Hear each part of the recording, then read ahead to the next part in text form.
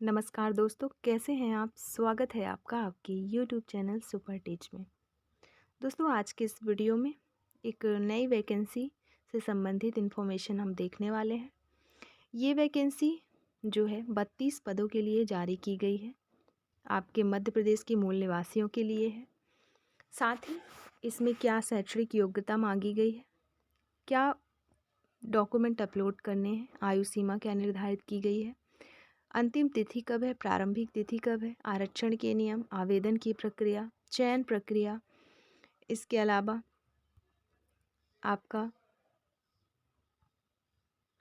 Qualifying number, सारी information इस video में हम एक एक करके देखने वाले हैं। तो चलिए शुरू करते हैं और सबसे पहले देखते हैं ये वैकेंसी है क्या, किस विभाग द्वारा निकाली गई है और कहाँ पे आपको वर्क करना है। तो ये जो वैकेंसी है राष्ट्रीय स्वास्थ्य मिशन मध्य प्रदेश, लोक स्वास्थ्य एवं परिवार कल्याण विभाग मध्य प्रदेश शासन द्वारा संविदा क्लिनिकल साइकोलॉजिस्ट के चयन के लिए कंप्यूटर बेस्ड टेस्ट द्वारा ये भर्ती की जाएगी, जिसमें राष्ट्रीय स्वास्थ्य मिशन मध्य प्रदेश के अंतर्गत संविदा क्लिनिकल साइकोलॉजिस्ट के पद के लिए एमपी ऑनलाइन के वेब पोर्टल के माध्यम से आवेदन आप कर सकते हैं। एनएचएम या मध्य प्रदेश संविदा क्लिनिकल साइकोलॉजिस्ट के 32 पद या 32 संविदा रिक्त पदों के लिए आवेदन आमंत्रित किया जाएगा। यह अनुबंध 31 मार्च 2024 तक के लिए होगा, जिसे आगामी वर्षों की वार्षिक कार्य योजनाओं में स्वीकृत अनुसार नवीनीकृत किया जाएगा। अब यहाँ पे दिया गया है, जैसा कि आप देख सकते हैं, संविदा क्लिनिकल साइकोलॉजिस्ट के 32 पद का विवरण, जिसमें आपका पद का नाम, कुल पदों की संख्या, फिर अनारक्षित वर्ग के लिए कितने पोस्ट हैं, उसमें भी ओपन के लिए कितने, महिलाओं के लिए कितने, फिर अनुसूचित जनजाति के लिए, जाति के लिए, पिछड़ा वर्ग के लिए, ईडब्ल्यूएस के लिए और रिक्तियों में से मध्य प्रदेश की मूल निवासी दिव्यांगजन अभ्यर्थियों के लिए आरक्षित पद। तो चलिए देख लेते हैं वर्गवार पदों की संख्या कितनी कितनी निर्धारित की गई है। कुल पद है आपका 32। अनारक्षित वर्ग के ओपन में रखा गया है 6 पद, महिलाओं के लिए 3 पद, फिर अनुसूचित जनजाति में ओपन में 4 पद, महिलाओं के लिए 2 पद, अनुसूचित जाति के ओपन के लिए 3 पद, फिर महिलाओं के लिए 2 पद, पिछड़ा वर्ग में ओपन के लिए 6 पद, महिलाओं के लिए 3 पद, ऐसे ईडब्ल्यूएस में ओपन के लिए 2 पद और महिलाओं के लिए 1 पद।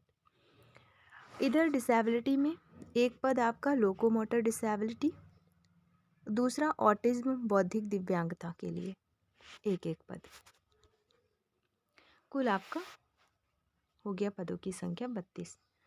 नीचे जो दिया गया है फर्स्ट पॉइंट में, निःशक्त जन के लिए संविदा क्लिनिकल साइकोलॉजिस्ट के रिक्तियों में से 2 पद निःशक्त जन के लिए आरक्षित है। जिस श्रेणी का निःशक्त जन इन पदों के लिए चयन होगा, उन्हें उसी श्रेणी हेतु मान्य किया जाएगा। यह पद प्रत्येक श्रेणी की बिना वर्ग या ओपन नियुक्तियों में सम्मिलित है। दूसरा, दिव्यांगजन का आरक्षण क्षैतिज के आधार पर 6% का प्रस्ताव तैयार किया गया है। फिर जैसे आपका लिखित परीक्षा होगा, एडमिट कार्ड और सारी इन्फॉर्मेशन आपको कहाँ से मिलेगी, तो आपको ये सारी जानकारी आपको www.mponline.gov.in की वेबसाइट पर या iforms.mponline.gov.in की वेबसाइट पर आपको सारी इन्फॉर्मेशन मिलेगी। अब हम देखेंगे ऑनलाइन आवेदन पत्र भरने की प्रारंभिक तिथि, अंतिम तिथि, फिर त्रुटि सुधार की प्रारंभिक तिथि और अंतिम तिथि। ऑनलाइन आवेदन पत्र भरने की प्रारंभिक तिथि है आपका 12 मार्च 2024, अर्थात 12 मार्च से आवेदन प्रारंभ है और त्रुटि सुधार की प्रारंभिक तिथि है 19 मार्च 2024। अंतिम तिथि की बात करें तो क्लोजिंग डेट है आपका 10 अप्रैल 2024। अभी भी 10 दिन है आपके पास, आवेदन कर सकते हैं। जो भी अभ्यर्थी अभी तक आवेदन इस भर्ती के लिए नहीं किए हैं, शैक्षणिक योग्यता रखते हैं, आप आवेदन कर सकते हैं। फिर त्रुटि सुधार की बात करें तो त्रुटि सुधार करने की अंतिम तिथि है आपका 11 अप्रैल 2024। तो ये रही आपकी ओपनिंग, आवेदन की तिथि और क्लोजिंग। ओपनिंग 12 से 10 अप्रैल, 12 मार्च से 10 अप्रैल। अब हम देखेंगे आगे शैक्षणिक योग्यता। शैक्षणिक योग्यता क्या मांगी गई, तो शैक्षणिक योग्यता जो है डिप्लोमा मांगा गया है आपका क्लिनिकल साइकोलॉजी में, जो कि 1 ईयर का कोर्स होता है, from the institution recognise by rehabilitation council of India and having live CRR central rehabilitation register number.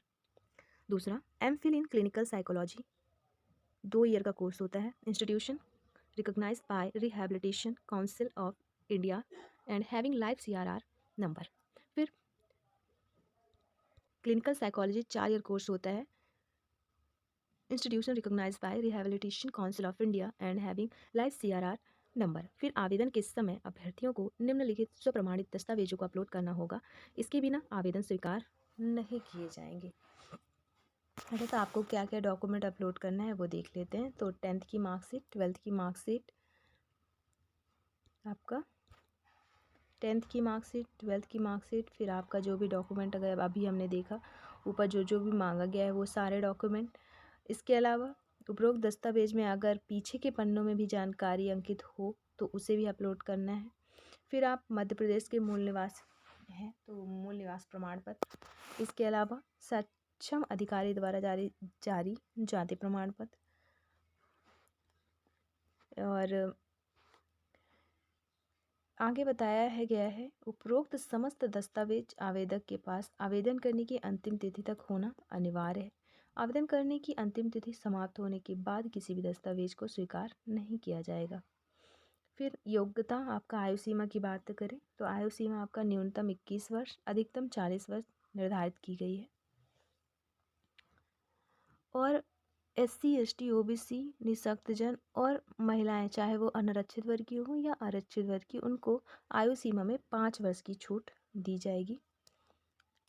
आयु सीमा की गणना के लिए आपको 10वीं की अंक सूची या मार्कशीट या सरकार द्वारा अनुमोदित अन्य दस्तावेज जो आयु प्रमाण पत्र के लिए जारी किया गया हो, एक वैध दस्तावेज होगा। और उम्मीदवार की आयु की गणना के लिए अन्य दस्तावेज विचार नहीं किए जाएंगे। तो आपके पास आयु की गणना के लिए या तो 10th की मार्कशीट या फिर जन्म प्रमाण पत्र या फिर सरकार द्वारा अन्य दस्तावेज आपके पास होने चाहिए। वेतन की बात करें तो यहाँ पे वेतन रहने वाला है 42,700 रुपये पर मंथ। वेतन 42,700 रुपये पर मंथ रहेगा। पद का नाम आपका संविदा क्लिनिकल साइकोलॉजिस्ट। फिर आरक्षण के नियम दिए गए हैं नीचे। आवेदन केवल मध्य प्रदेश के मूल निवासियों के लिए है। आवेदन केवल मध्य प्रदेश के मूल निवासी ही कर सकते हैं। इसमें आवेदन की प्रक्रिया उम्मीदवार को 10 अप्रैल 2024 तक या उससे पहले MP ऑनलाइन की वेबसाइट पर उपलब्ध ऑनलाइन आवेदन पत्र को भरना और जमा करना है। किसी अन्य माध्यम से प्रस्तुत किए गए आवेदन को वैध नहीं माना जाएगा। फिर उम्मीदवार को आवेदन पत्र जमा करने से पहले निर्देशों और दिशा निर्देशों को ध्यान से पढ़ने की सलाह दी जाती है। आगे दिया है आवेदकों को आवेदन पत्र में सभी अनिवार्य जानकारी प्रदान करना आवश्यक है। फिर आवेदन में अपूर्ण विवरण या हस्ताक्षर या सहायक दस्तावेज के साथ तस्वीर के बिना प्रस्तुत आवेदन खारिज कर दिए जाएंगे। आवेदकों को यह सुनिश्चित करना होगा कि सभी विवरण सही तरीके से भरे गए हैं और समापन तिथि से पहले ऑनलाइन सफलतापूर्वक जमा किए गए हैं। आवेदकों को यह सुनिश्चित करना होगा कि आवेदन पत्र पर आवेदक का स्टेटस सफलतापूर्ण सबमिट किया गया है और आधे भरे हुए आवेदनों को अपूर्ण माना जाएगा और उन्हें अस्वीकार कर दिया जाएगा।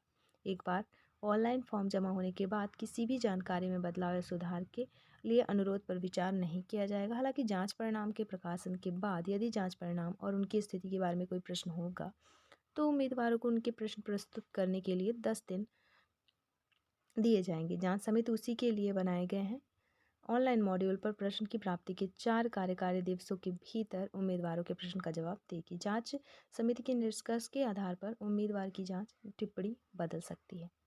सुधार या अवलोकन अवधि के बाद जन्मतिथि श्रेणी SC ST OBC EWS PWD आदि में सुधार के लिए अनुरोध पर विचार नहीं किया जाएगा। इससे संबंध में कोई भी संचार मान्य नहीं होंगी। फिर विकलांग व्यक्ति के मामले में आवेदकों को निम्नलिखित श्रेणियों में पंजीकरण करना होगा, जैसे बहरे, कम सुनने वाले। दूसरा, लोकोमोटर डिसेबिलिटी सम्मिलित है, जैसे सेरेब्रल पॉल्सी।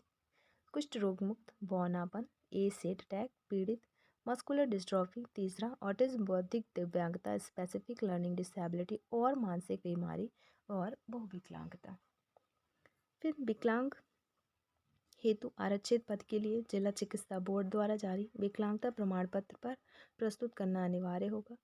चयन प्रक्रिया की बात करें तो चयन प्रक्रिया के बारे में बताया गया है कि आपका चयन संविदा क्लिनिकल साइकोलॉजिस्ट के चयन के लिए एमपी ऑनलाइन लिमिटेड द्वारा MCQ आधारित ऑनलाइन लिखित परीक्षा के द्वारा होगा। दूसरा, विभाग द्वारा अंतिम रूप से प्रदान किए गए पाठ्यक्रम के आधार पर एमपी ऑनलाइन लिमिटेड के माध्यम से CBT आधारित ऑनलाइन परीक्षा आयोजित की जाएगी। फिर परीक्षा केंद्र आपका रहने वाला इंदौर, भोपाल, जबलपुर, ग्वालियर। इसमें से आप अपने अकॉर्डिंग चूज़ कर सकते हैं किस शहर में आपको एग्ज़ाम देना है। फिर इसमें भी जो आपने चूज़ किया है उसी के अकॉर्डिंग दे रहे हैं नहीं दे रहे हैं, इस संबंधित चीज़ें बताई गई है कि अगर केंद्र की कुल संख्या की उपलब्धता और उम्मीदवार द्वारा प्रदान की गई केंद्र की प्राथमिकताएं हैं तो केंद्र का आवंटन ऐसे इन आधारों पर किया जाएगा और प्राथमिकताएं और उपलब्धता समाप्त होने के बाद MP ऑनलाइन द्वारा केंद्र की उपलब्धता के आधार पर किया जाएगा। फिर एडमिट कार्ड की बात करें तो एडमिट कार्ड आपका MP ऑनलाइन की वेबसाइट पर या NHM मध्य प्रदेश की आधिकारिक वेबसाइट पर ये एडमिट कार्ड आपको मिल जाएगी, वो भी एग्ज़ाम के 7 दिन पहले। वेबसाइट एक देख ही चुके हैं, फिर भी एक बार देख लेते हैं mponline.gov.in।